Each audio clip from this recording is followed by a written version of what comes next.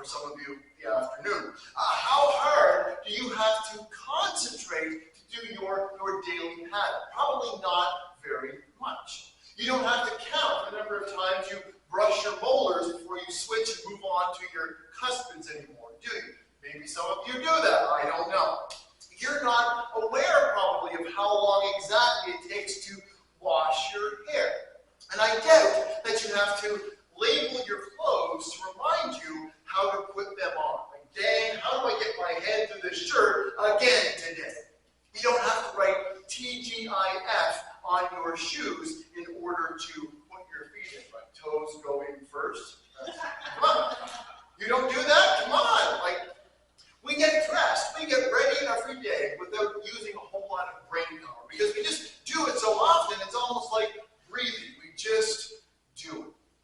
The first time you drove a car, you remember your senses were on overdrive, high alert, and your eyes were darting left and right, constantly across the road, taking in your surroundings. The gas pedal and the brake pedal, they seemed so sensitive as you started and stopped so abruptly, much to your parents' joy. Your hands were super tense on the steering wheel as you developed the feel of this large, this massive killing machine you were now in control of. But as the years passed, you became more comfortable. The more you drove, the more natural it became. And you no longer now have to think specifically about the exact pressure you need to apply on the gas. Your foot just works. And for some people like Jacques, it works extra good. But this ability is almost too smart because for some of us, we've driven for so long, driving the same routes again and again, that we get into the same metal killing machine and we drive from point A to point B. And our thoughts can be elsewhere, right? Thinking all over the place what we have to do. And then we arrive at our destination and we have zero memory of how we got there, right? That should absolutely terrify us. But our actions have become so second nature that we practically drive subconsciously. And unless someone cuts us off or we have to slam on the brakes, driving it's just become a habit and we barely even have to think about it anymore, for better or for worse.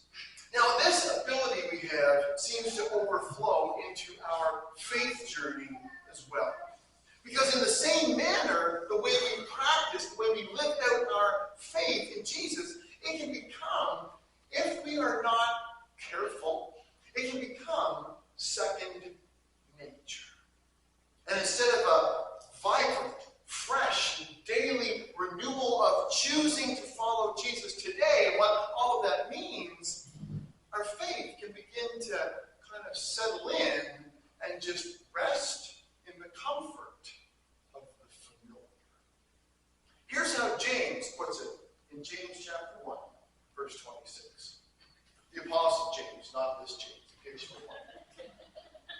If you claim to be religious, but don't control your tongue, you are fooling yourself, and your religion is worthless. Now that word religion, it can bring up all sorts of images and different meanings to us. We tend to use the word to describe a belief system, I think. There's actually an estimated over 10,000 different religions today in our world, I think more appearing almost every day. We think of the major ones like Islam, Buddhism, and of course Christianity. But there's tons of smaller ones as well. A popular one today that's kind of gaining a lot of traction is Wicca. There's branches of it that concentrate kind of on the whole connection to nature, all the way to the groups that practice full-blown witchcraft. And though its interest levels have dropped dramatically in the last couple of decades, there's actually still a church of Satan where the followers literally worship the devil. It just sounds kind of creepy to me. Now, of course, while not specifically listed in the books, I'm pretty sure the devotion levels of some hockey fans could be considered a religious experience. And we all know that Leafs fans obviously are caught up in some false teachings on that. Now, even though some will want to make the claim that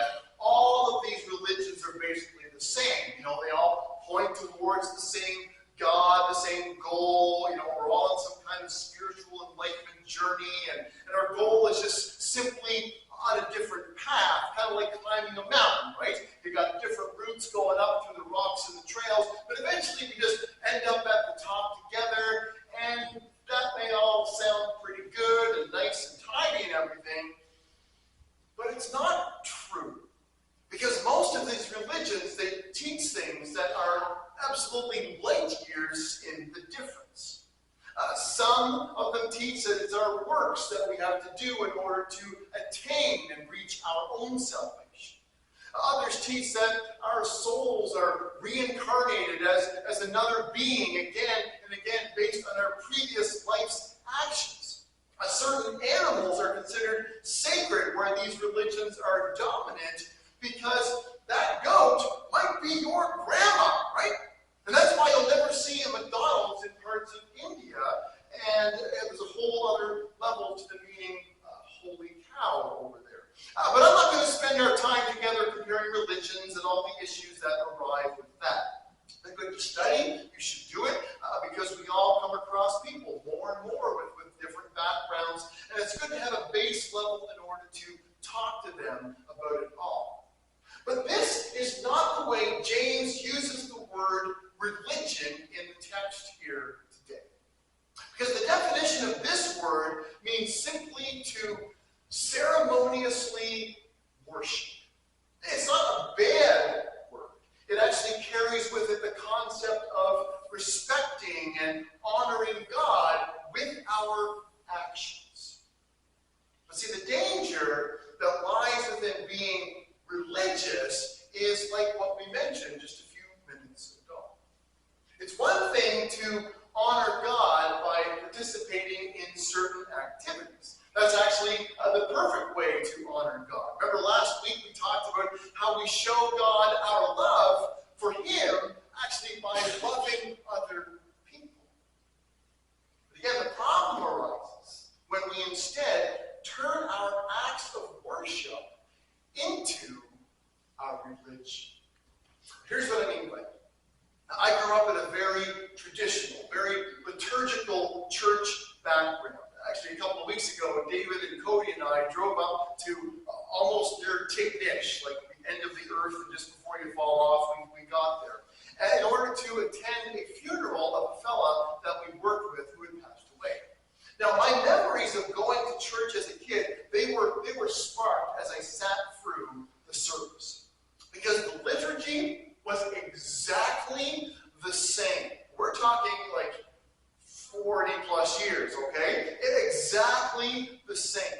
It had been decades since I regularly attended these services, but I could recall as we went through it, word for word, what the officiant was going to say. It was amazing. I actually hummed along with the Gregorian chant-style melodies that they did. And I knew exactly when they were all going to stand up and sit down and kneel and do the hokey pokey and all that. You could see the ones who were there who were familiar with things too. They were the ones standing up before anybody else in the room because they knew it was coming, right? They were just ready to go. They were probably happy to get a break from sitting on those tiny, brutally hard pews. I'm pretty sure those seats were invented to help people stay awake in church. I don't know historically if that's accurate, but it's a theory anyway. So I was sitting in another church building recently. We had gone to a wedding. And admittingly, my attention was beginning to waver. And so I started looking around the building and the different things and the way every building is different and has history, and I'm fascinated by it all. But I actually kind of started giggling because I saw this stained glass window. I don't know if you can read that. It was dedicated to the glory of God by a lady who died before my grandparents were born. But it says, "He giveth his beloved sleep." And I thought that was hilarious, and that's the window they chose to put up in church. That's just me. But that kind of service is just an example, a small example of what becoming religious can become, what it can do. Now, the older I get, the more I understand the attraction to the familiar. I mean, there's songs that I have learned over the years that I love. I would never play 3 or 4 brand new songs. This came out just this week, every week for the sake of being, hip and cool, because I'm old, but being fresh like that. But I know nobody would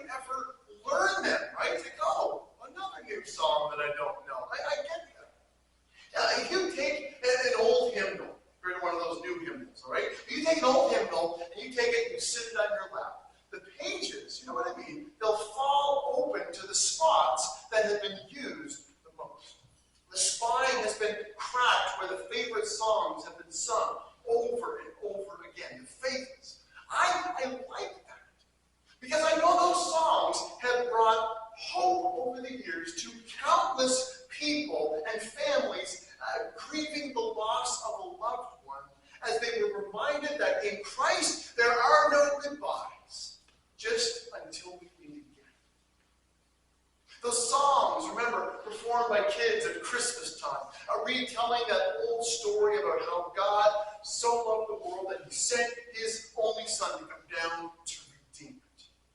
The songs of praise that were thundered out when a son or a daughter was baptized into Jesus. See, I understand the concept of enjoying the comfort of that kind of familiarity that only God can bring. And we need to be comforted in this crazy old world, and Jesus is the only one who can bring us that peace. But as his followers, we are not promised that our lives will be comfortable. In fact, when we become comfortable in our faith, that's when problems show up.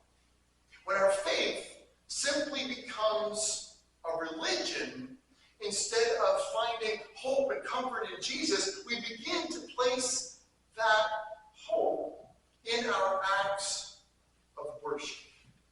This is why we use phrases like going to church, because we've associated church and worship with being in a building, right? With participating in a series of actions.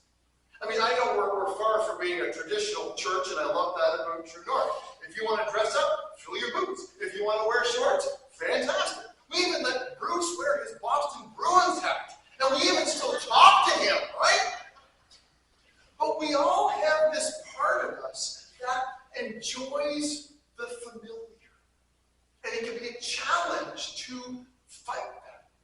We have to work at it in order to keep what's important at being the focus of our faith. Because the danger is when the religious practices turn into our faith, rather than resting on Jesus. Now, I've known people who have complained when the order of service was changed around. Best of all. I've been on the receiving end of someone being upset, and they stopped coming to church because we didn't sing enough of the songs they liked. We stopped using the word. I was told I should wear a tie because, well, I would dress up to meet the Queen, so I should wear my best to meet God. I could write a book on how bad that theology is. You want to be religious? James asks. Control your tongue. What? What on earth does that have to do with our worship of God? Everything. Because our honoring of God has very little to do with our patterns in our church attendance. Our worship doesn't come from participating in activities that we're comfortable with, or singing the right songs that we like, and doing things that make us feel like that we're doing something, we're impressing God somehow. No, our worship of God shows up when we treat our fellow human beings with kindness and dignity. When we may feel tired or frustrated, that ever happened to you? Yeah. When we might be having a bad day, when a few lousy nights of sleep has left us feeling a little bit grumpy, and yet we purposefully choose to show love to others, and we keep our tongues from spewing poison at them. James clarifies a little bit more. He says, pure and genuine religion in the sight of God the Father means caring for orphans and widows in their distress and refusing to let the world corrupt you. Now remember, his original audience here was primarily Jewish. Followers of Jesus, yes, but they grew up in the Jewish faith, which involved a lot of rote and rituals and rules. The same things that we can default to, because after all, it's easier to live out of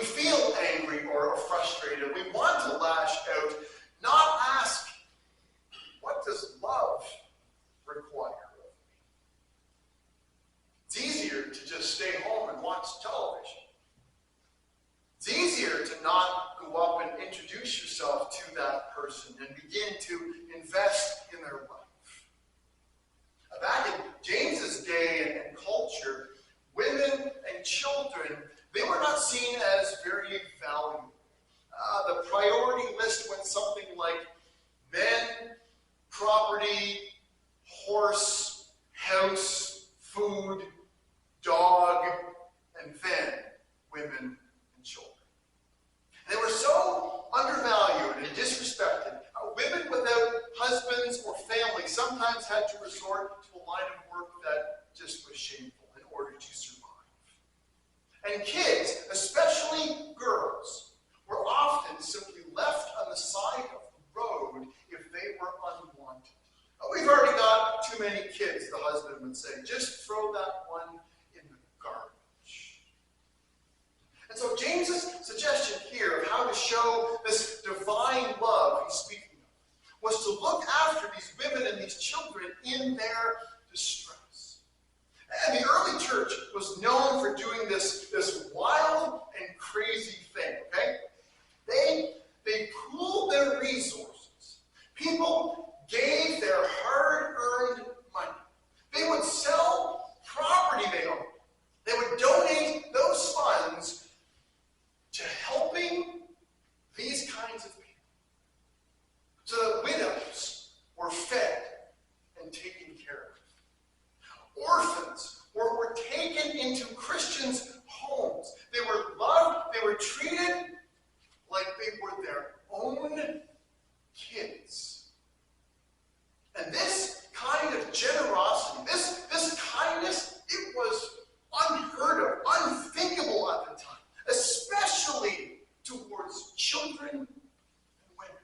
It was considered to be foolish and crazy and absolutely ridiculous.